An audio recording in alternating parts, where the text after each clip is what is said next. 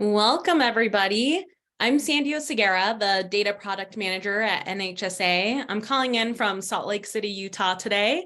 I'd love to hear from y'all. Find that chat button at the bottom of your Zoom screen and let me know who you are and where you're calling in from. This webinar is a special presentation brought to you by ParentGauge and Ready for K. As experts in the area of family engagement and Head Start, our two teams have been working together to bring the power of enhanced data-driven decision-making to your programs. Our tools serve different purposes, but are complementary when it comes to both implementing and measuring your parent engagement efforts. So today we're excited to share with you what these two tools are and how they work together to support you in your centers. A couple of housekeeping items before we shift over. You are entering on mute, but by all means, utilize that chat function. I see you're all finding that. Love to hear it. And enter in any questions that you have. We will have time at the end to go over your questions. So feel free to plug them in when they occur to you so that you don't lose it before then. This is being recorded and the recording and slides will be available on the webpage after the webinar. We'll also send you a certificate of attendance via email, so keep an eye out for that. So without further ado, our presenters today are Victoria Jones. She's at NHSA, our Senior Director of Data. Victoria has been at NHSA for almost 7 years, and you probably recognize her from conferences, webinars, and anything data or research related. Today, though, Victoria is here as one of our resident ParentGauge experts, as she's been part of ParentGauge since the very beginning of creating the tool. Lorena Sernett focuses on early childhood partnerships and grants for ParentPowered, home of Ready for K. In her role, she facilitates partnerships with education providers to enhance family engagement efforts for parents of children from birth to 5 years old, and she is the lead contact for Head Start and early Head Start programs. If you've been to NHSA's national or parent conferences in recent years, you'll probably recognize her from the exhibit hall where she is at the Ready for K booth. So with that all being said, I'm going to turn it over to our lovely presenters. All right, thanks, Sandy. It is so wonderful to see you all here. It's exciting to see lots and lots of numbers, lots and lots of familiar faces. And I'm so excited to be connecting with you today about ParentGauge and the Ready for K Trauma Informed program. The combination of these two tools when used together in your centers is a really unique opportunity to weave together data and action and drive really strong PFCE efforts. So I'm excited to kind of tell you all about them. So throughout the webinar today, we'd love for you to think about everything we share in the context of your program. Lorena and I have kind of placed our examples in an imaginary Head Start program, and we've made it like pretty generic intentionally because we want you to be able to think about the context that you're working in, your staff, your families, your centers, and the work that you do. So you'll kind of hear us talk about our Head Start program, but definitely kind of translate that to think about what you're working at. So imagine we are kind of back in late summer, early fall. It's the beginning of the program year, and kind of thinking about what you do, what your colleagues do to connect with families. And at the beginning of that program year, whether it's a parent's 5th year at your center or it's their first time walking in the door, someone on your staff takes the time to connect with each parent and really understand their strengths, their needs. And part of this is just the ethos of Head Start and what we do to support families and engage with them. But it's also, written right there in the performance standards that your program has to implement intake and family assessment procedures to identify family strengths and needs as described in the PFCE framework that I imagine for all of you PFCE folks sounds very, very familiar. But what does that really mean? And how does that impact your program practice? So if you're working with a good tool, if you're using data well in your program, then the information you're getting from your family strengths and needs assessments should really be informing every aspect of your program planning and your activities for the year. So learning about a family's well-being might help you identify immediate needs when it comes to things like medical care, healthcare, food insecurity, housing. Learning where this year's families stand when it comes to parent-child relationships might help you see where children's communication skills maybe are lagging behind this year, and challenging behaviors might be up with all these pandemic babies coming into our classrooms.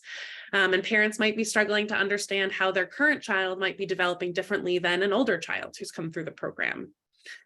This can mean changes from the resources you share to parents, greater emphasis on language development in the classroom, and maybe even stronger ties with your health staff when it comes to paraprofessional support. Learning about parents' connections with peers and their community can also be a way to help you identify maybe subgroups of parents who are particularly isolated, whether that's due to language barriers or even just the area of town they're in, and whether it's accessible to kind of where others are. And that'll help you identify families that could really use, a dedicated hand to outreach to them and bring them into the community. And so these are just a few examples of the pieces of information that you might collect through your strengths and needs assessment at the beginning of the year, but that impact kind of all aspects of your program. And the tool you're using for your strengths and needs is going to be a really critical piece to, not only what questions you do ask, but what questions maybe you're missing out on and how usable that data is. Some of you may be using homegrown assessments developed by your program over the years. Some of you may be using the built-in surveys that sometimes come in your management information systems, like your tools like Child Plus and the like. And hopefully some of you are using ParentGauge or interested in using ParentGauge. And so with that, this is, of course, my opportunity to tell you a little bit about ParentGauge. And as someone who has been involved with the tool since the early days, before it even truly existed, I'm always really excited to share about it. And in particular, NHSA is just always really excited about ParentGauge because we really value the role it plays in that we've played in developing and providing this for Head Start programs and supporting you. So the whole development process for ParentGauge goes all the way back to 2016 when this began as a research project. And originally some very savvy programs in Region 5 came to us. So if anyone out there is from Region 5, a little props, came to NHSA looking for a tool that could actually assess a program's impact in PFCE. So not just a traditional strengths and needs assessment where you kind of check off yes or no to stable housing, yes or no to secure access to food. Kind of all of those questions in that very simple binary, because those are important components of a family's stability, but they're not the only thing. And in reality, measuring just those changes in stable housing, changes in food security, changes in getting a job, getting a degree, getting a car, that really only gets at a small piece of the work that we do with families. And it also doesn't really, when you measure it that way, account for all the strengths that a parent comes into the program with already. So imagine, developing a family engagement plan for the year that prioritizes housing and employment for all parents, even if 95% of your parents came into the program with stable housing and a job. You've kind of missed the mark while still focusing. That is something that's important, but it's not accounting for the fact that that's already a strength that your families have. You want to target it at that last 5% and then really be learning what the other needs are from families who have those already. And so it's critically important to understand what family strengths are, what needs they have, where they could use support, and kind of how you're able to bring that support to them.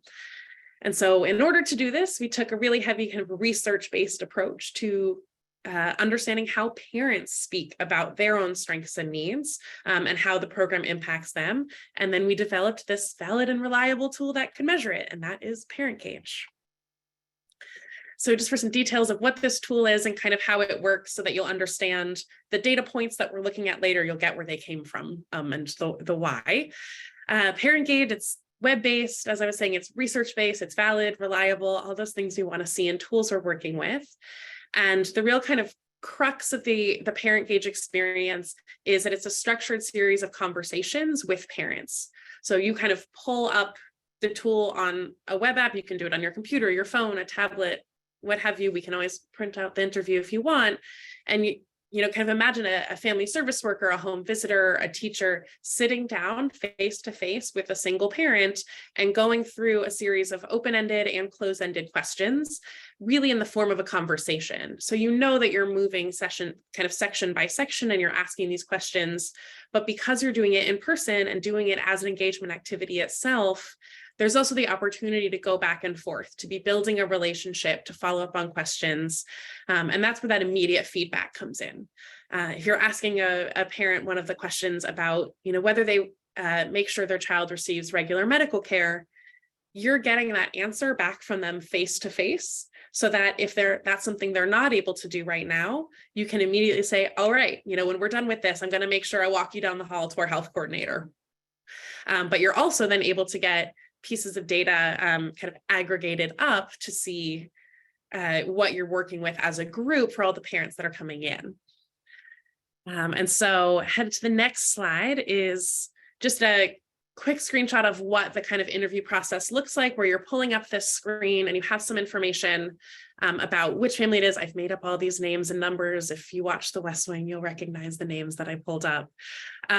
But you're getting to put in information here, like the date and the language and all these things to edit your interview. And then as you go on to the next screen, you'll see just an example of the kind of critical piece of the way that ParentGauge is designed is these coupleted questions. So we're asking both about the parent experience, as I mentioned before, the strengths and needs, and then also about the program influence, because those are two really separate things, and it's really important to understand both sides of them. So you might see in the example here on the side, the first question we might ask in this couplet is, I set aside time to read to my child, and the parent responds on this 5-point Likert scale between not at all and very much. And that is very kind of personal to them. What do they do as a parent? And then the coupleted question sounds similar, but has a different angle. And it's, the program has encouraged me to set aside time to read with my child.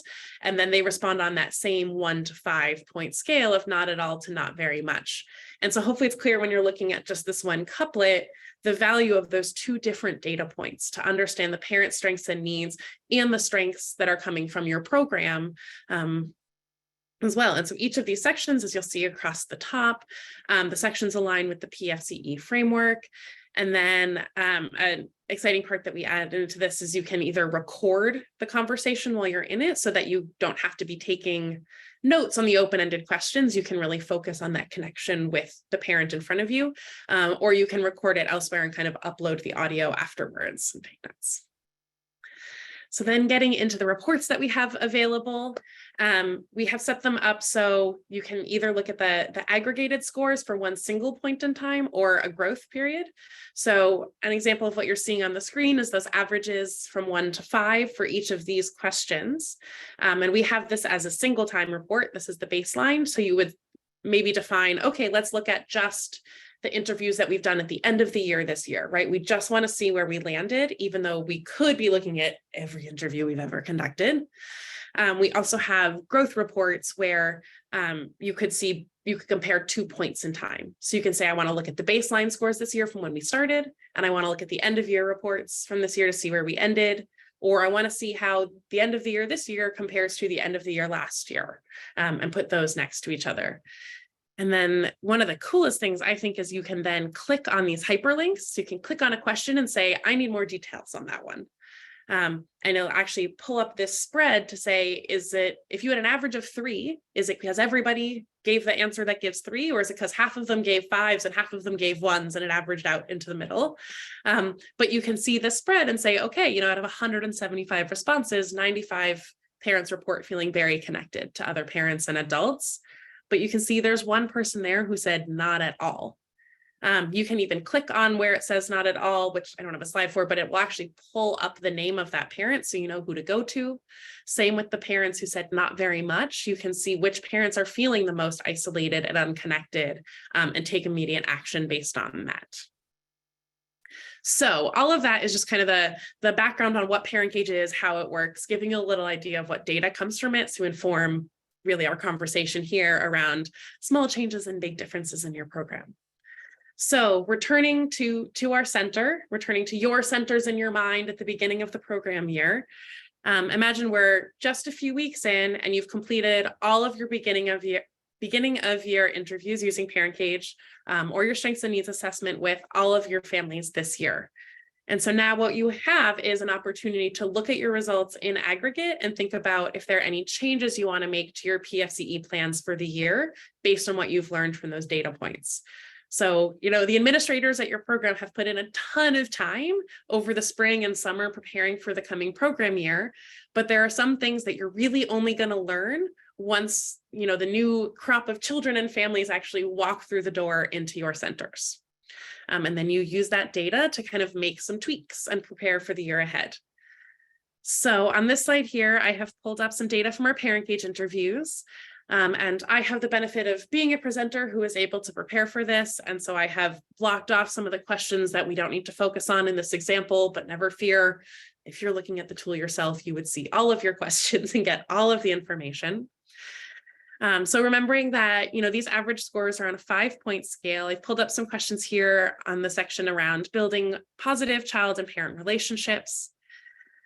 So in this case, imagine that you're just looking at the overall average across all of the families in your center this year at the beginning of the year. And what I'm seeing here kind of pattern-wise, looking at these specifically, is strong responses from parents on their strengths around daily routines, goals for development and learning, and discipline strategies.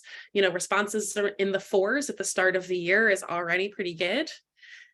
With questions 6 and 8 there, though, I definitely see a bit of a lower response when it comes to parents being able to communicate with their children, which makes sense, especially we're in Head Start and early Head Start. We're working with little ones.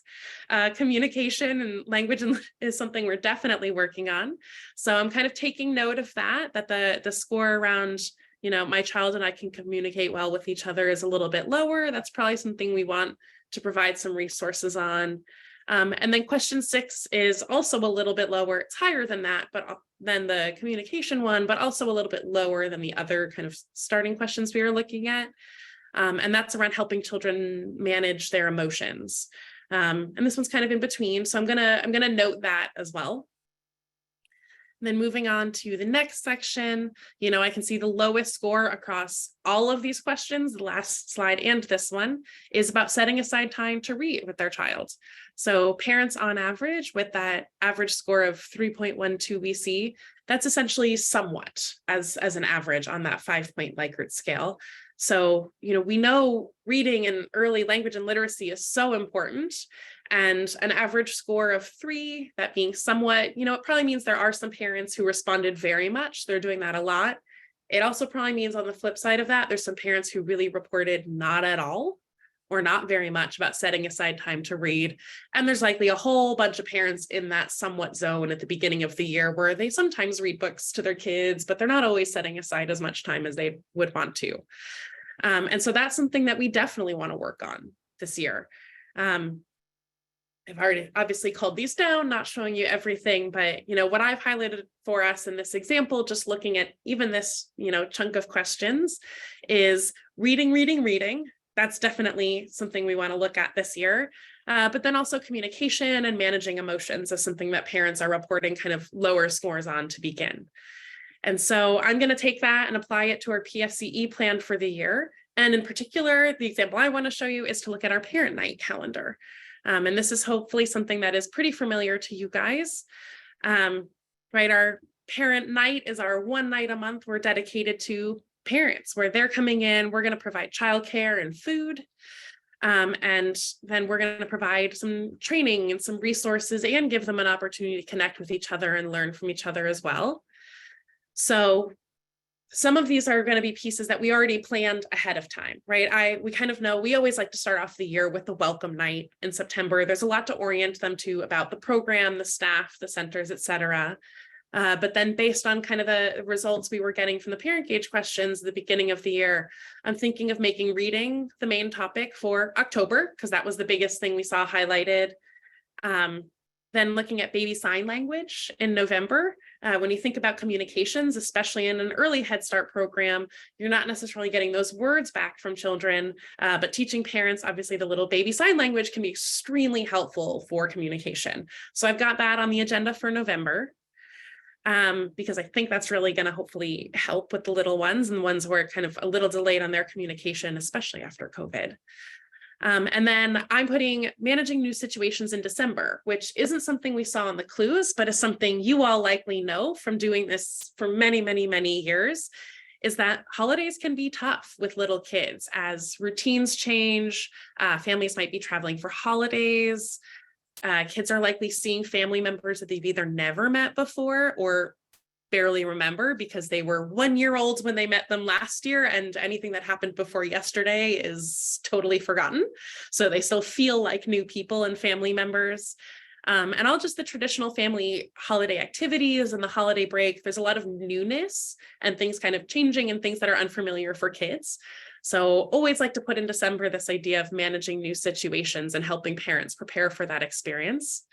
And then for the rest of the year, some of the other topics that might be relevant that we saw from other areas of our strengths and needs assessment. So, looking at health and healthy bodies in June, making friends, getting into those routines, managing big feelings in the spring, and then always liking to close out the year with transitions as they're preparing either to switch to kindergarten, switch from early Head Start to Head Start, maybe even just switching for a break for a few months before they come back to their next classroom. And so for this arc of the year, there's a couple kind of anchor points of what we're used to. You're preparing far in advance. And kind of angling this in the concrete skills in the fall, starting with direct things around reading with your child, baby sign language, and then getting into the more complex and more difficult concepts like routines and managing big feelings. That is not easy with little ones, making friends as well. So that's kind of the structure that we're going with based on that data for this year. And so I'm going to then, with this plan in place, going to pass it over to Lorena to talk about some of the implementation side.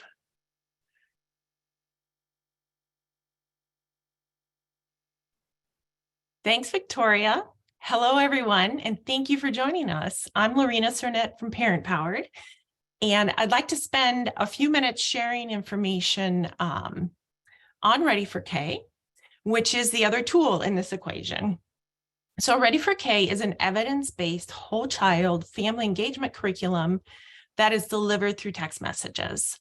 And like Parent Gauge, Ready for K was also born from research. Several years of research, in fact, led by our founder and CEO, Dr. Benjamin York. And this was during his time at Stanford University and in partnership with the Early Education Department of the San Francisco Unified School District. Specific to Head Start, Ready for K meets the highest level of evidence as defined by the Office of Head Start's National Center on Parent, Family, and Community Engagement. It's listed under both group-based and home-based delivery in the parent curricula databases located on the eClick site. And it's also aligned with the PFCE framework and ELOF.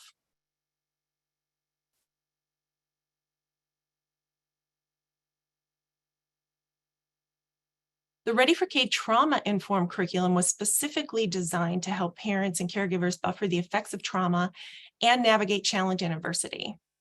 It is aligned to the protective factors framework, which we will look at in more detail in the next slide. But parents and caregivers receive 3 messages per week with facts and tips on how to promote their child's learning and development all year long, so including those summer months. And although we started in early childhood, we now have expanded the curriculum from birth through 8th grade. It is available in English and Spanish. And last year, we developed a custom version in Dari and Pashto to support Afghan families. And this version is available for pre-K through 3rd grade. Through the Ready for K trauma-informed curriculum, the messages are aligned to the protective factors framework from the Strengthening Families approach. These 5 characteristics or strengths that you see here act to mitigate risks and buffer the effects of trauma. They include parental resilience, where the focus is to help families become strong and not stressed. Social connections, which is all about having relationships in place that provide support. So having a network of caring people helps families feel secure and confident. Knowledge of parenting and child development is focused on understanding child development and parenting strategies so parents can better respond to a child's needs. The social and emotional competence of children protective factor focuses on family and child interactions that help kids develop the ability to communicate clearly, to recognize and regulate their emotions, and also establish and maintain relationships. And finally, concrete support in times of need. This protective factor is all about families having resources to meet their basic needs and also resources that support their overall health and wellness. Now let's take a look at what the experience is like for families. So this week of messages is focused on the social and emotional competence of children protective factor. We start off the week with an image and the topic for the week, which in this case is rely on routines. So on Monday, we send parents and caregivers a fact message. This orients them around a specific skill and why it's important to their child's development or their own well-being. All messages are written at a 3rd grade reading level, so they're easy to read and act upon at a glance. So this says fact. Change and uncertainty can be hard for young children. Creating routines that can stay the same helps kids feel more secure and in control. Then on Wednesday, we send a tip message that offers an activity for building the skill of the week that was introduced on Monday. And this activity is designed to incorporate into an everyday moment or a daily routine that parents and caregivers have with their child. So this says, tip, when your family experiences change, create a ritual that can stay the same. You might read a book to your child each night or sing the same song when your child wakes up. So we never require additional resources or supports. It's just the people, places, and things around us. And everything we suggest is strengths-based, leveraging that unique relationship between parents or caregivers and their children. And then on Friday, we send a growth message for reinforcement, encouragement, and pedagogical scaffolding through an extension activity that builds on that tip from Wednesday. So this reads, growth. Keep sticking to routines as best you can. In the morning, try always doing things in the same order. Draw a picture of each step in your routine to help your child remember.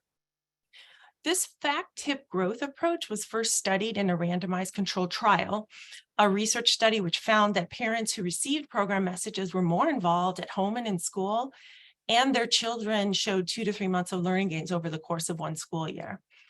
Since then, there have been several follow-up and ongoing research studies and partnerships with researchers at several universities across the country. In addition to those Monday, Wednesday, Friday curriculum texts to families we just saw an example of, we have a separate component to address concrete support in times of need, which is the protective factor that is about families being able to access services when they need them, and also to help them be an advocate for their families. So in order to connect families with resources in their community, we have created connect messages, as you see here, that come to parents on a separate texting stream and on different days from the curriculum text. We call this the community support stream because it delivers those critical resources to families that they can access in their local community. Parents and caregivers will receive messages that briefly explain the resource, as you see here, and link out to it in some form. It could be a phone number, a website address, a physical address, or other contact information.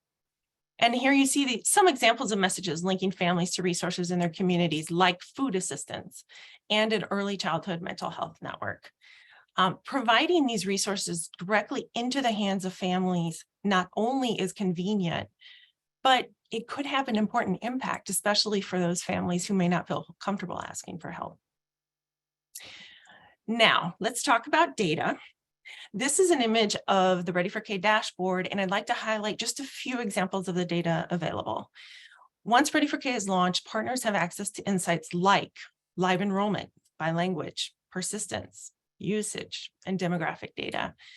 On the screen here, you can see total number of families enrolled, the number of messages sent over time, and enrollment growth over time. We also display the results of quarterly survey questions that we ask your families via text message. So as you can see here, we start with the multiple choice question. You can look at the phone image. And if the parent responds, we'll send a second text with an open-ended question. This way, there is both quantitative and qualitative feedback that is then displayed real time in the dashboard. And this will help you understand how your families are responding to the program. And then at the end of the year, we provide an impact report that includes insights from these surveys in a format that's easy to share with stakeholders. We also have monthly data emails that we send out, which provide an at-a-glance view of activity, including the survey results, parent testimonials, and other data insights. And in addition to the data examples we just saw, you can also use the platform to send your own custom messages and surveys. You can filter recipients by any of the data included during enrollment and send it in different languages. You can also choose to send it right away or schedule it for a later time. And this way, this is helping your program. It really helps your program quickly get input from families on whatever questions may be top of mind.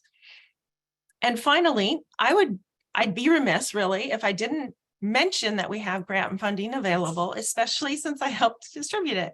The equity grant is focused on serving the most economically disadvantaged families, and this grant funding helps to offset program costs. And the great news is that all Head Start and early Head Start programs qualify for it. So if you're interested in learning more, I'm happy to connect after the webinar. We actually will be sharing our contact information at the end, and there's also information on our website.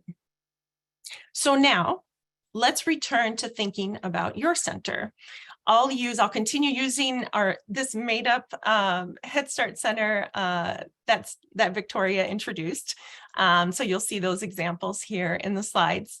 But I'd like, as we're going through this, I'd like to also have you think about how you might apply this in your own program as well. So at the beginning of the year, one of the things we learned from families was that many of them could use additional support reading with their children on a regular basis. Since then, we've started to host our monthly family nights, and we've also implemented a parenting curriculum. Guess which one? Yes, Ready for K. So our families are receiving 3 text messages a week with trauma-sensitive tips and activities to help their children thrive in all areas of life, including academically, socially, and emotionally. And through the additional community support stream, Ready for K has also been sharing local resources that were curated by our staff. And this helps ensure families have essentials like housing and food assistance, as well as additional resources to support learning and development at home. So for each of these additional resources that has gone out to families over text, we can see how many families have clicked and engaged with it. This gives us a rough idea of which kinds of resources our families are really eager to access and learn more about. Based on what families had shared at the start of the year, we might expect to see lots of engagement with the resources we shared related to reading and literacy. But in looking at this click data on the screen, what we're seeing here is that families are clicking on resources related to behavior and calm down strategies at much higher rates than those related directly to literacy. It's possible that means they're not actually interested in reading support. It's also possible that they are, but perhaps the barrier to reading with their child isn't actually access to books or awareness of the importance of reading. You can imagine if a child is having really big feelings at the end of the day, it might be hard for them really to get them to focus and read. So while parents said they wanted support with reading, maybe what they actually need is help supporting their children with emotions and helping them calm down and focus so that they're able to even think about reading together as that first step. Or perhaps they're needing support with the essential executive function and social emotional skills that need to be in place in order for families to be successful with reading together. So we have this emerging theory, but before we go and change our plans for the rest of the year, we might want to look at a couple more data points. So let's think about other signals of family interests and needs that we could look at. If you remember earlier, Victoria showed us the parent night calendar. We've been hosting these events every month, so let's take a look at the attendance we've seen so far as another data point. As we can see here, the first one, back to school, was well attended, as we might expect, right? Everyone had a lot of energy at the start of the year. And then the next two, reading with your child and baby sign language, did not have many families show up to learn about reading and communication skills, despite the fact that families expressed interest in these areas. But then in December, when the topic was managing new situations, we saw a lot of parents come out again. So this seems to support our theory about what parents might be wanting. But the best way to know if we're interpreting this data correctly is to check back with our families. So this time we used Ready for K to survey the families who had expressed interest in more support for reading at the start of the year, with the goal of understanding what they perceive to be the biggest barriers to reading. And here's what we found. Only 5%, as you can see here, 5% of families expressed that finding books to read was the most challenging. So this was not a significant barrier to reading together. For the vast majority of families, the biggest barrier was either an issue of finding time in the day, maybe they don't have a reading routine that's working for them, or getting their child to focus and listen so they can read together. Now, when we pull together all of this information, all of these data points, we have a much clearer picture of what our families are wanting. They want resources and supports to help their children manage big feelings so they're able to focus on activities like reading together at the end of the day. So as we look forward to the second half of the year, we're going to try some new things at our center based on this information. We might go back to those additional resources that families are receiving alongside the Ready for K curriculum and make sure that we're including others that relate to the needs we've identified. For example, a video clip about focusing specifically during book time, or a guide with additional tips and activities for building focus. We might also highlight the elements of the trauma-informed curriculum that families are already receiving that support their needs, like these tips related to building routines. And when it comes to our monthly parent nights, we might think about incorporating one that supports families in practicing executive functioning skills, like listening and remembering, so kids are able to focus, set goals, and get things done. And we know it's also important for parents to be able to regulate themselves. So we might even bring in a mental health specialist from the community to lead a workshop for parents. And now I'm going to hand it back to Victoria.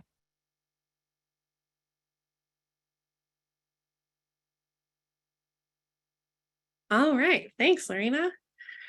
So taking it back from there with looking at, we're now kind of in the middle of the year, right? We've made some changes. We looked at that information around attendance at these parent events, gathered some additional pieces of data.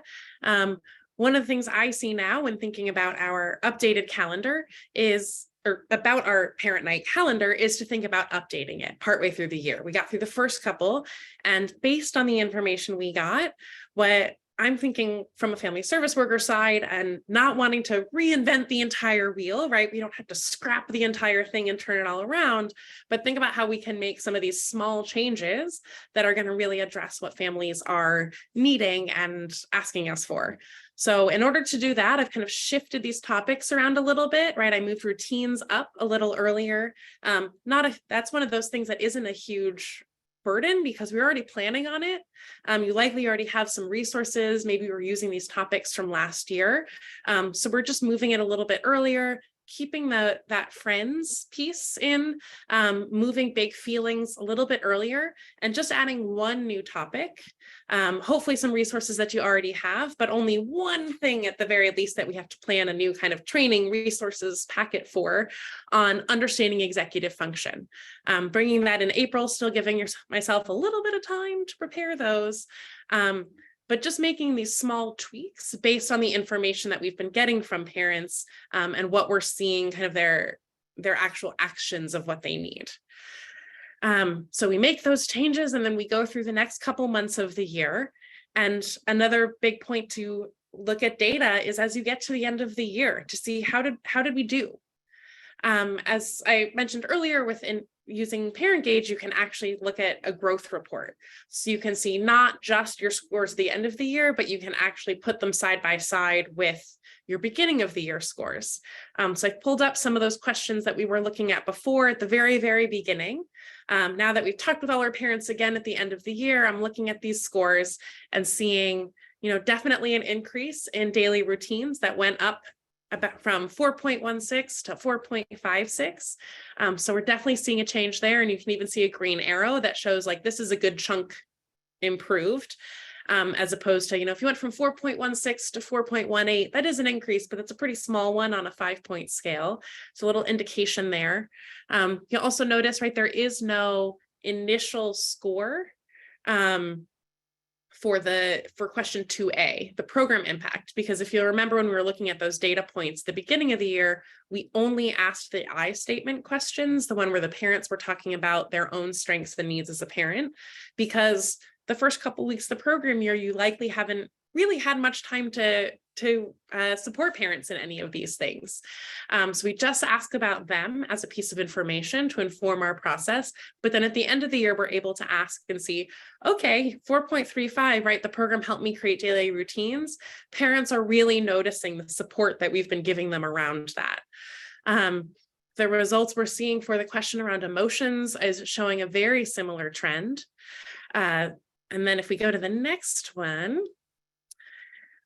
this one I think is the most interesting when we're looking at setting aside time to read with a child, because we're seeing really big growth, right? We went from the 3.12 at the beginning of the year to 4.08. So we're seeing a big change. It's almost a full point there.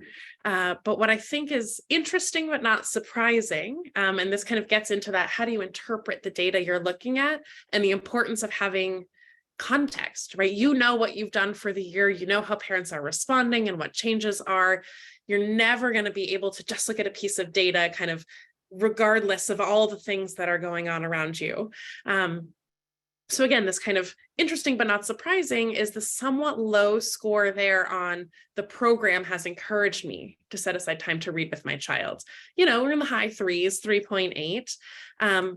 But as you remember, we actually didn't end up focusing as much on reading this year as we initially thought, because we saw that the issue there was really much more around routine, social, emotional regulation, pieces like that. So while we didn't emphasize reading a lot, and we're seeing that in the number, it's okay there, but it's not huge. We are still seeing a really big increase in the amount of time parents are setting aside time to read to their children as a result of all those efforts and those other things we focused on, focusing on setting up evening routines, focusing on how to help children handle big emotions, focusing on the communication. We're seeing that they're able to set more time aside to read, which is exactly what we want. And so with that, we've now kind of gone through we've done it quickly. It's been a whole 43 minutes, but in 43 minutes, we've gone through an entire program year cycle. So great performance there, everyone.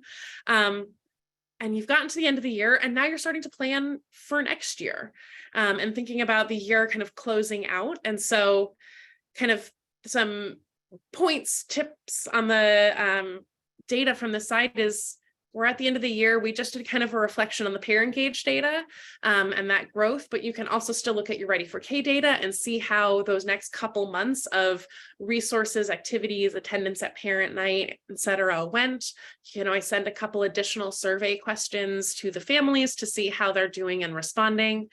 And these are the types of data points, both as concrete data points, but also some of the stories that come out of ParentGauge, the information you get from the open-ended questions, to put some of that information in something like your annual report that's going to your board, or something in your kind of end of year party for your staff, to show them some of the accomplishments, right? Cute pictures of kids, celebrations of kids who were struggling with words at the beginning of the year, and you've got a little video of them with the whole sentence put together at the end of the year. And also the things you've got going on with families, showing the numbers of getting attendance up, of all that time parents are setting aside more maybe finding a good quote in those open-ended responses of parents talking about how much better, their evening routine has gotten, how much they look forward to bedtime with their kid at the end of the night, because even though bedtime can always be a little bit much with a little kid, it could have gotten way better throughout the year and kind of been a nice evening routine with their kid. And then you're also using this data to plan for next year, just like we didn't kind of scrap everything at the beginning of this year or even scrap it in the middle of the year. We just kind of tweaked things around based on what we know. Consider thinking about your parent night calendar for the coming year. You might still have your anchor points if they're going well, but you might be able to preemptively guess what schedule is going to work based on interests from this year. If you think families are going to be similar next year, but you're always leaving that space for a little flexibility based on the children and families that are coming in. Think about resources that you might want to be sharing with families via Ready for K over the summer. You'll still be able to send them texts. You'll still be able to get them little reminders and link them to some of the resources that are going to be helpful if you're closing down for the summer. And then just thinking about anything else you've learned, right? We focused on kind of one thing, but kind of a couple different things that surround it and all play together. But there's a lot that's been going on at your program this year. And so thinking about other PFCE efforts you might want to undertake, some of that planning that you can do over the summer to set yourself up for success in the coming year. And so with that, I'm going to pass it back over to Sandy to see if there are any big questions for us. You're in for a treat because there are a lot of great questions. I'm also loving all of the discussion happening in the chat. By all means, we love to hear what's working, what's not working, what are the challenges you're facing. And so I know for myself and for everybody involved, I'm sure that we're looking through there and we're picking those things out. So I have a couple of questions, and Victoria, I'll start with you. Victoria's my boss, so I got to tease her a little bit. But for a couple of parent gauge specific questions. And the first one was, what do we do in situations where we have difficulties getting parents to complete a full interview? That's something that's always kind of a struggle, right? Is it can be hard to get parents to sit down for an entire conversation. The things that we've heard is, we know some people find it easier to print out the interview and just try to get a couple questions at a time. You don't have to go through the entire thing all at once. If, each day when they come pick up their kids, if you're in a center-based program, you can do just a few of them, or even break it out across different phone calls if you're connecting with them that way, or home visits. Another suggestion is to think, and we recommend this when we do some of our training, is to explain to parents the importance of this conversation. And one of the reasons you're doing this is because you actually want their feedback on you. You want to actually hear from them, are we doing a good job of supporting you? And there's a little bit of a balance there as to whether you have their family service worker also interviewing them about their performance to some extent. But also when you have a family service worker and you have a strong connection with them, that's really where you start to get really important information that might never get written down on a form, but they might be willing to share if they trust you. But we've heard really positive experiences from parents who are like, nobody's ever asked me if I like what's going on. And the opportunity to say yeah, no, you haven't helped me with this at all. And sometimes that's okay because they're like, yeah, I came in really good at this. And so you haven't been bothering me about it, which is wonderful. Or sometimes it's, I kind of could have used a lot more support here and no one's really talked to me about this. Are you really asking because you want to know? And when they see that you're being serious, you want to make changes and you want to meet their needs, they just have to tell you. That can be a good incentive to sit down and have that conversation. But it does take some time and some investment, and it can be a bit of a change from what they're used to in terms of filling things out in a form, perhaps. And it can be a little bit of a challenge as far as time goes. And that's something to kind of work out in your program and see what your priorities are. Maybe you only do it once a year. There's a lot of balances there based on kind of what priorities are and what needs are. Great response. And kind of hand in hand with that, is there an option for parents to answer anonymously if they wanted to? We don't have that. And that's part of the real intention behind ParentGauge is, and what the testing of it was and kind of the research validation is, it is in and of itself an engagement activity. You know, at quickest, you could probably get through a ParentGauge interview in 12 minutes. You know, I think more often it's 15 to 20. If you've got a long-winded parent or a long-winded family service worker, it could be more like half an hour. But that time that you're taking to sit down and talk with a parent one-on-one, asking them about their strengths, their needs, how you're doing, asking some of those open-ended questions where you can follow up, is its own engagement activity, and it starts to build that relationship. So a more kind of anonymous situation would just be more of a standard survey at the end of the year where you ask, how did we do? Would you come back? Would you recommend us to a friend? But if you're looking at a question like, I make sure my child has regular access to medical care, if a parent responds no to that in an anonymous survey, you're not really able to go connect with them and help them. You're just getting a data point that out of 100 families, 2 don't. And so it's really not kind of designed for that purpose. And last ParentGauge question for now, or that's specific to it, is probably from somebody who's been using it. And it's, is the data accurate if a family does not complete both the mid and post interview?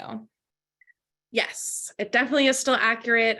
You're still getting informative information about that family. You're still able to look kind of, okay, this snapshot, say in the middle of the year, you're still getting a really good picture of the families you have there.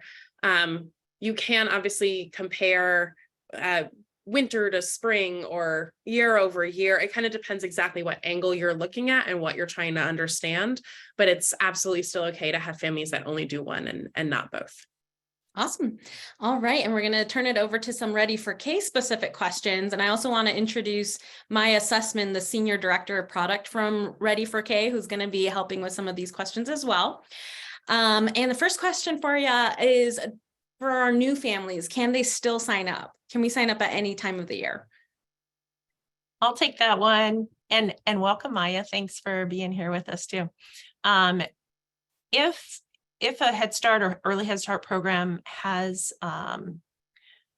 launched Ready for K, new families can sign on at any point during the year. Awesome. And that kind of leads into the next question, which is, how do we get the training to implement and start the program? Well, the great thing is it's super easy to start. There isn't a training per se.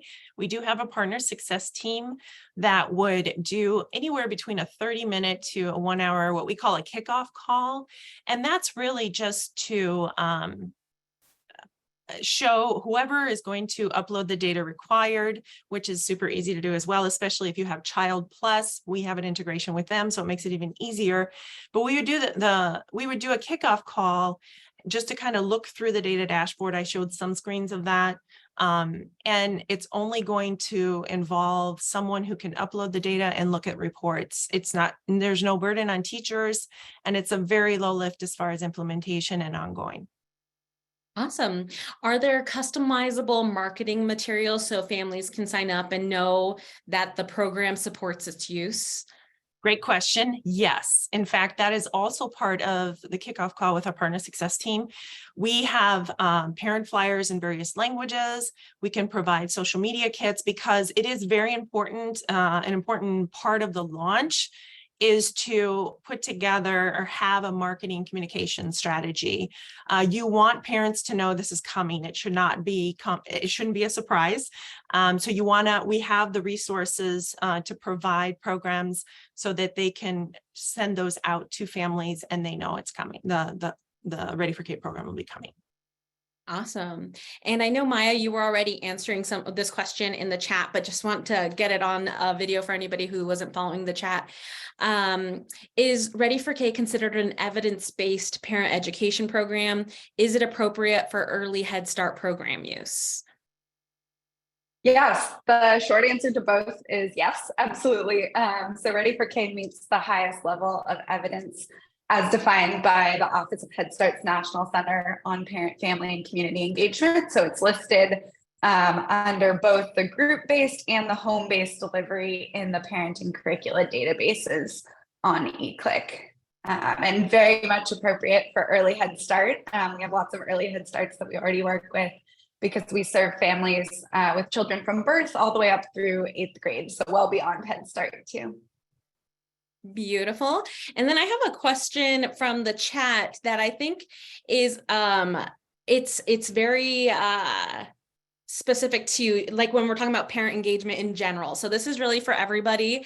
And I'd love to hear from those in the audience too. Feel free to chat in your ideas for this one, because this is a bigger subject really, but it's along with the subject of reading with children, right? That was one example we used in our slides today. How can we help a parent who might be dyslexic, who has their own difficulties, help set up reading time for their children?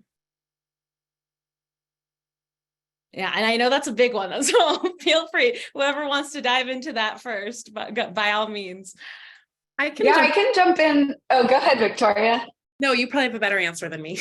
Yeah, I was just going to say, as part of the trauma-informed curriculum that Lorena discussed, we put a lot of thought into questions like this, into how to support families who may not be confident readers themselves, who may not, like you said, may be dyslexic, who may not speak English as their first language. And so rather than jumping right into like, it's important to read with your child every day, we approach it from a perspective of, you can read in any language you want. You can look at a book and just talk about the pictures and tell stories, and really making sure that families feel comfortable with the many different ways they could approach something like reading time with their children. And we can definitely follow up with some examples of exactly how we address that, if that's helpful. Awesome. And Victoria, did you want to chime in with your response after that?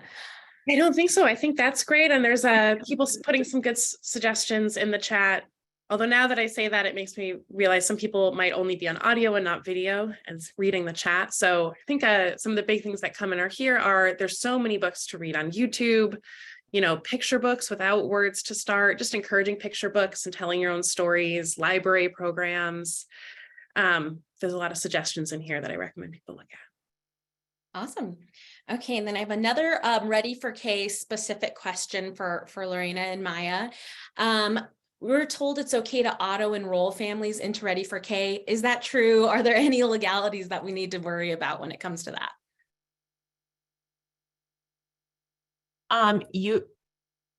So a lot, actually, most of the Head Starts we work with do, and school districts as well, they do bulk upload the data, and I think it's important to note that all of the data, which is just a few pieces of data, it's a phone number, a home language, a child's date of birth. And then if there is a cohort of like pre-K3, pre-K4, then you would put a grade in there as well. So those are the 4 pieces of data that are required to run Ready for K, to launch it. All of that data is uploaded by someone from the Head Start program. So we're not touching on it, and it stays, none of that data is shared anywhere else. So really we are not uploading that data. It's actually the program that uploads it to our platform. And Maya, if you have anything additional to add, please feel free. Yeah, so there's a lot of nuance to texting families. And like Lorena said, many of our partners, schools and districts and Head Starts do choose to bulk enroll their families. And if you go that route, the very first thing that will happen is families will receive a welcome message. And that's where we explain what this program is, that it's brought to them by your Head Start program. And we give them options to do things like change the language of their texts if they want them in a different language, or enroll another child if they need to add one. And we also tell them right off the bat how to opt out.